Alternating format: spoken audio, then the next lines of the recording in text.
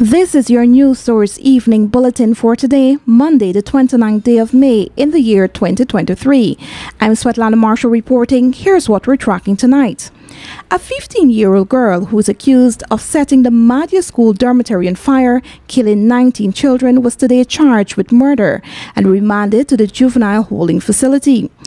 The teenage girl appeared virtually at the Madhya Magistrates Court this morning. She's being represented by attorneys Dexter Todd, Dexter Smart, Jevon Cox and Tanya Clement. In court, she was not required to enter a plea to the indictable murder charges, which stated that she set fire to the school facility on Sunday, the 21st of May, resulting in the deaths of 18 girls and one boy. The names of each of the victims were read aloud during the court hearing. The police prosecutor appeared in court along with a child care protection officer and a welfare officer. The teen was remanded to the juvenile detention center, and the next court hearing is set for the 4th of July. The appearance of the accused in court today followed recommendations from the Director of Public Prosecutions that she be charged with 19 counts of murder. Over the weekend, the results from DNA tests were received by the authorities, positively identifying the remains of 13 of the victims who were killed in the blaze and were burnt beyond recognition. The Ghana Police Force and the Ghana Fire Service in their investigations found that the fire was maliciously set while many of the students were asleep last Sunday night. The fire swept through the heavily grilled facility, trapping many of the students, and made it difficult for rescuers to gain access. Eventually, more than 25 students were rescued, but sadly 19 of them did not make it out of the inferno. The tragic incident led to 3 days of national mourning and led to a national conversation on security of school dorms and related issues. It's been a long time coming. Overdue, some might say. But now that it's here, it will change life forever. And it is here to stay. The future is now. Transforming Guyana into the 21st century.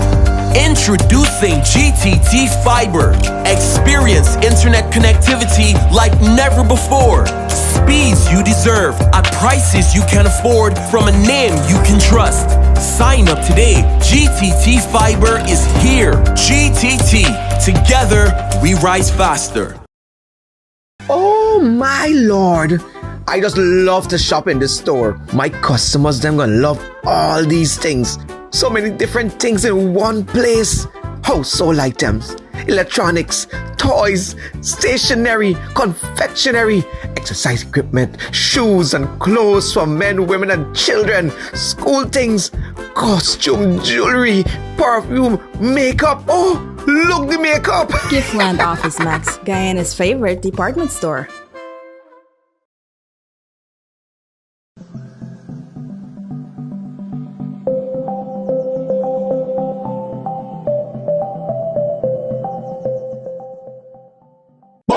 Bust the flavors. We're full of flavors.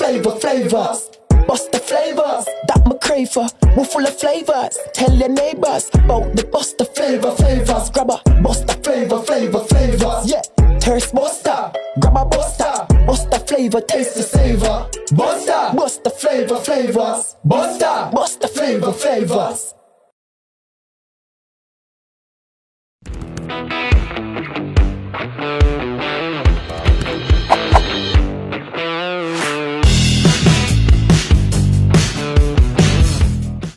Strong and solid in countries far and wide. New India Assurance, we're standing by your side. Golden service, half a century and more. New India Assurance, our policies are secure. From the heart of India, we serve these islands. The strength that you can trust, you're safe when you come to New India Assurance Company. Assurance when you need it most. For your home, motor or business insurance, visit New India Guyana office, 58 Brickdam next to Star Computers. Telephone 2260-415-7. Comfortable parking available. Let's tell you now that 33-year-old Neon Howard, who the police have indicated was an accomplice in the escape of notorious death row inmate Roydon Williams, also known as Smalley, was shot dead by members of the Joint Services after he was already under arrest but allegedly made an attempt to escape. In a statement, the Guyana Police Force said the East Coast Demerara man was shot dead after he reportedly snatched a firearm from one of the arresting ranks and attempted to escape. The police said that based on information, a party of Joint Services ranks visited the St. Mary's Quarry area in the Essequibo River early Sunday morning, and they came upon the suspect. The man was arrested without incident, and based on the police report, he was not armed at the time. However, the police claimed that following his arrest, while the suspected accomplice was being escorted by the police through a trail on an all-terrain vehicle, he suddenly snatched a firearm from a policeman's lap, hopped off of the ATV, and attempted to run away. The police claimed that while the man was running away, he attempted to crank the firearm he had reportedly stolen, but was shot by another Joint Services rank who was carrying an AK-47 rifle. According to the police statement, the suspect fell into a ditch of water, and it was another rank who was armed with a 9mm weapon who fired 3 shots at the already injured suspect, hitting him twice and killing him on the spot. The man's body was taken to the Bartico Hospital, where a doctor officially pronounced him dead on arrival. The police said a search of a bag that the suspect had in his possession revealed a Samsung phone, a camouflage hammock, a pair of sneakers, vitamin C and iron tablets, along with malaria tablets, a pack of cook-up seasoning, and an underwear. According to the police, an eyewitness has since positively identified the late suspect, Neon Howard, as one of the accomplices in the escape of the death row inmate. An investigation is underway by the police as the search continues for the escapee. The police statement was released on Sunday evening, moments after a photograph of the suspect just after his arrest was leaked to the media. The man was alive in the photograph and could be seen lying on his back while someone was pressing down his abdomen with one of their feet. In an earlier statement, the police had claimed that the man was shot dead during an armed confrontation. President Jair Finale is in Brazil for the South American Leaders Summit, which is being hosted by the government of Brazil. The president arrived in Brazil this afternoon. He's expected to host bilateral discussions with a number of South American leaders, including the host President Lula da Silva. The Venezuelan president is also attending the meeting, but it is unclear whether any bilateral discussions will take place between him and the Guyanese president. Guyana currently has Venezuela before the International Court of Justice, seeking a final judicial settlement of the border controversy. The gathering of South American leaders is being seen as an attempt by Brazil to reinvigorate regional integration efforts. The Brazilian president has been pushing an agenda of bringing the countries of South America closer together since he returned to office earlier this year.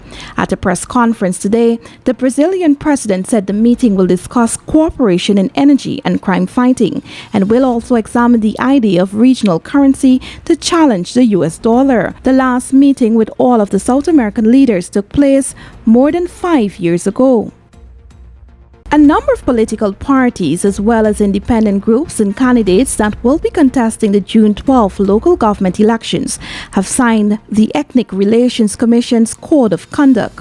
The objective of the Code of Conduct is to ensure that there is peace before, during, and after the elections. During the signing, which took place over the weekend, Chairman of the ERC, Sheikh Haq, said the signing of the code is just a small part to ensure that those who seek public office are held responsible, though he maintained that the onus is upon those in the political space to be responsible in their messaging.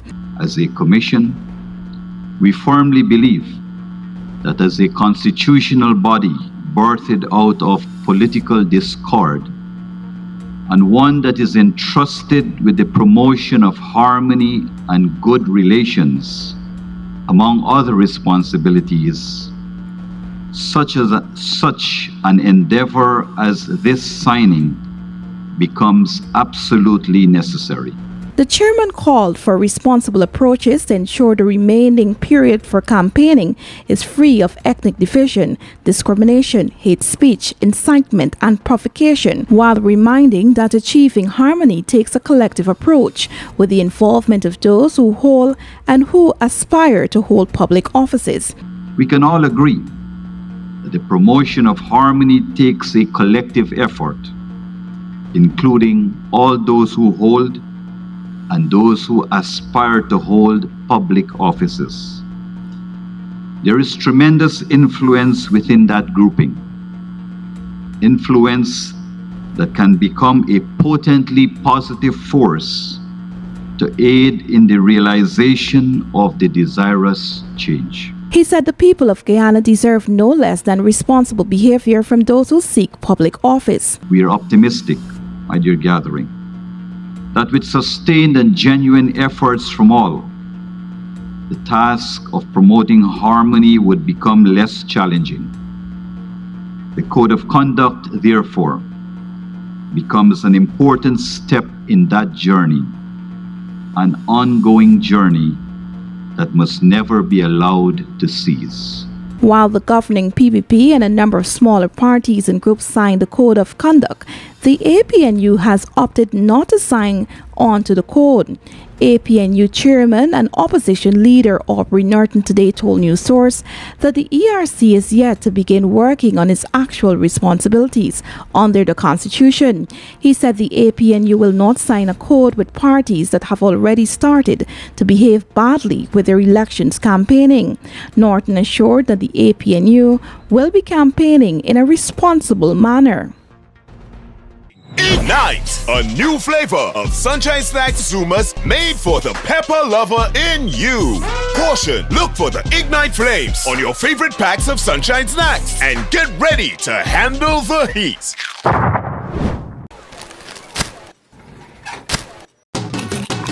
Just so good, cheesy's the taste is just so good. Cheesy's are the one and only. So cheesy, crunchy, give me one please. Sunshine Snacks cheesies, it's just so good. The whole crowd that's a cheesy, so cheesy, just so good. Yes, fella, can you feel me? Sunshine Snacks, just so good. Number one taste, the whole place I say, just so good. Cheesy's the taste is just so good. Cheesy's are the one and only. So cheesy, crunchy, give me one please. Sunshine Snacks cheesies, it's just so good.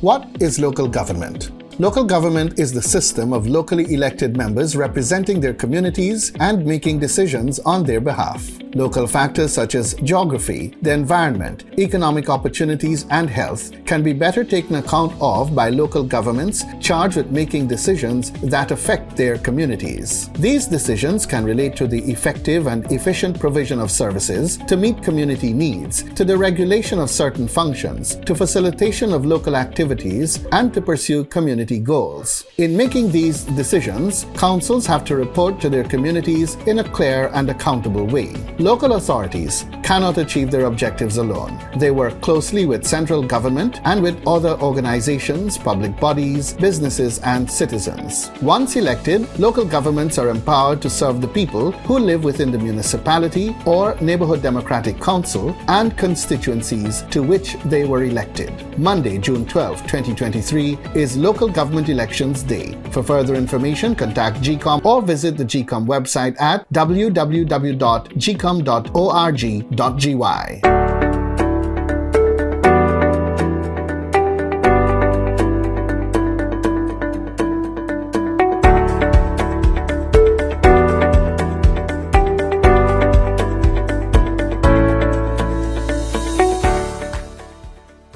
Executive member of a new and united Guyana, Kian Jabor, is calling on the ministers of Amerindian Affairs, Education, Home Affairs, Health, and local government to step down from office, pending the completion of an independent commission of inquiry into the deadly Madhya dormitory fire that claimed the lives of 19 children, while critically injuring several others. Convinced that it was negligence and a clear dereliction of duty that resulted in the deadly blaze, Jabbour has been protesting outside State House and the office of the President, demanding justice for the lives lost. Today, he told News Source that based on preliminary investigations, the dome lacked basic fire safety equipment, and the government officials must be held accountable over their failure to ensure that the proper safety systems were in place at the living facility for children. These children were in the care of the government. They were in a government school. If we were to use a juxtaposition, for example, and a candle fell while they were in this building and started the fire, the real question is, would the result have been the same? And the answer is yes. Why? Because you come back to your neglect of your duties as a government official, as a minister, which is in charge of ensuring that all the basic protocols and systems are put in place to protect these children. So, for example, there was no fire extinguishers, there was no sprinkler system, no smoke detector for an early detection.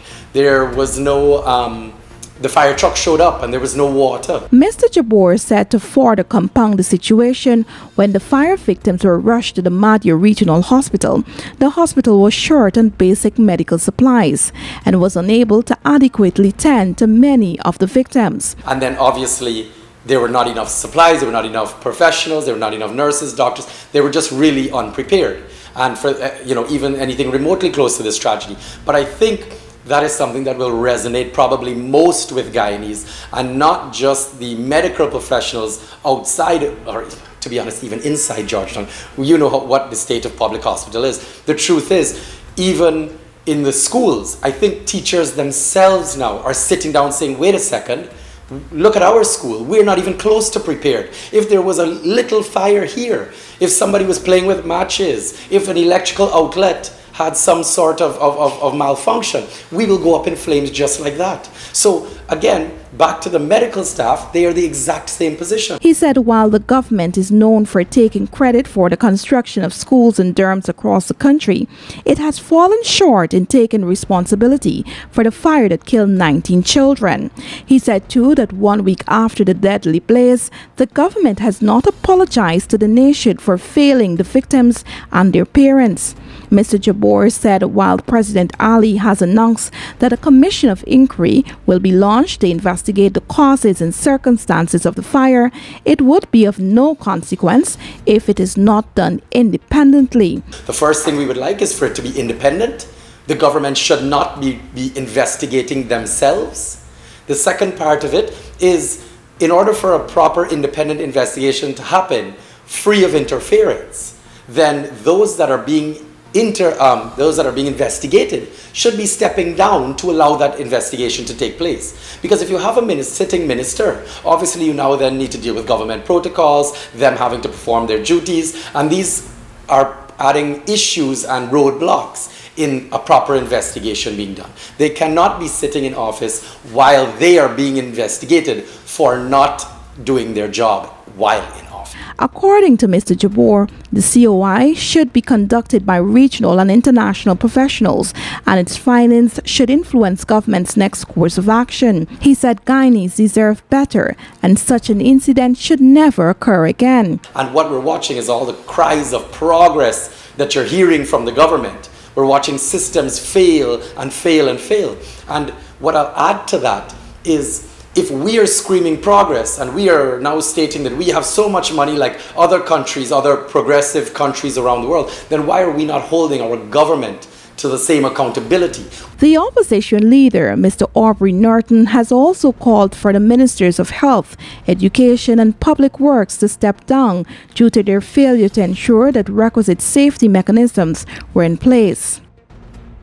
A New Amsterdam Berbice mother of 3 was charged and remanded to prison today for allegedly murdering her reputed husband. 42-year-old Leela Bacchus was not required to enter a plea on the murder charge when she appeared at the New Amsterdam Magistrates Court. The court was told that between the 16th and the 20th of May, the woman laced her husband's energy drink with poison, resulting in his death.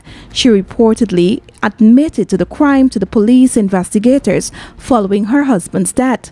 The woman complained to the police that she had become tired of her husband harassing her about an affair she had with another man. The husband, Andy Jr., had reportedly caught his wife in a sexually compromising position with another man, and after she walked away from that affair, she started another affair with another man. The couple continued to live together but would have regular arguments over the woman's multiple affairs.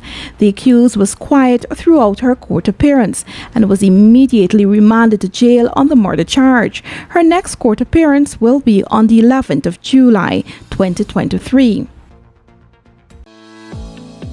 Why you must vote at local government elections. Local government officials make decisions every day that affect the well-being of your life, the lives of your family and community. By voting for a voluntary group, political party or individual candidate of your choice, you will be electing the people who will make these very important decisions. If you don't vote, then you allow other people who do vote to choose local government officials without your input.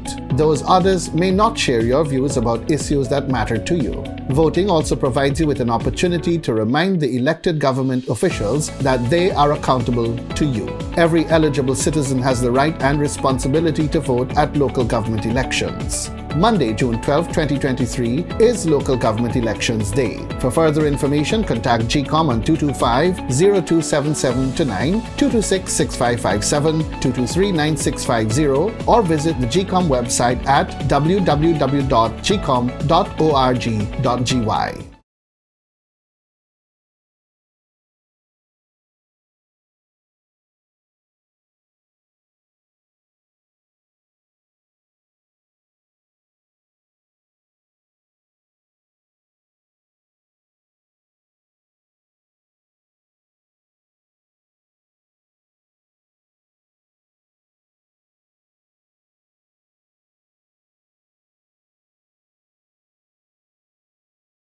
Food Max Supermarket, located on the ground floor of the Giftland Mall, is your one-stop shop for all your grocery needs. We stock a variety of imported frozen meat and food products, fresh produce, and pet supplies, freshly made bread.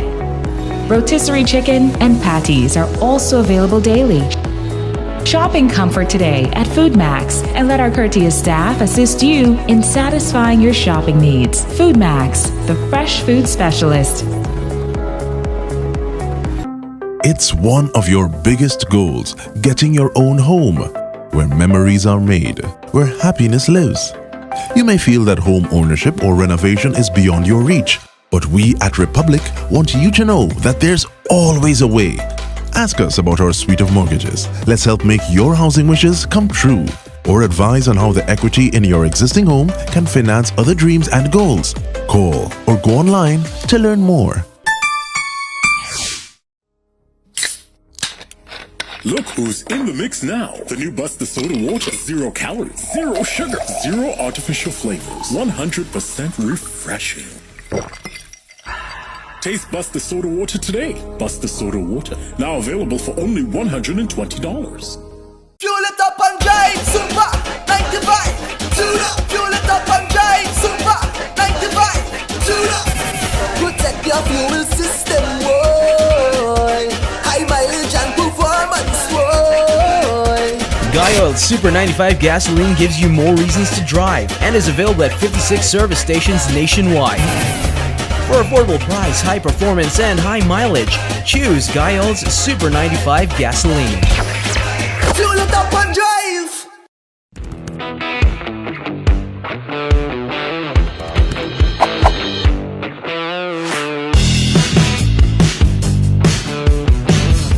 Across the region tonight, According to Reuters, violence by armed gangs in Haiti has fallen drastically since the emergence of a vigilante justice movement that has seen at least 160 suspected criminals killed in the last month, a report by the local human rights research group Carthage said on Sunday. The situation in the Caribbean country remains extremely volatile as heavily armed gangs continue to drive a humanitarian crisis that has displaced tens of thousands amid frequent kidnappings for ransom, gang rapes, tortures, and murders. The vigilante movement began after residents of the capital, Port-au-Prince, lynched and set fire to over a dozen suspected gang members in the early morning of April 24.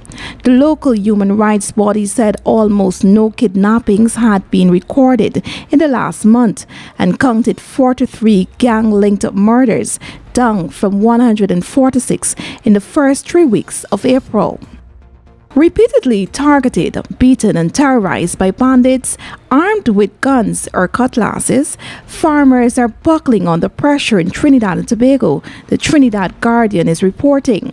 Some have been forced to scale down their operations, which is affecting their livelihood, while others, fearful for their lives, are contemplating moving away from agriculture or the country as they have no protection or redress. In the last year, dozens of farmers have been hog-tied, beaten, and robbed at gunpoint of their farming equipment, vehicles, chemicals, livestock, crops, and cash.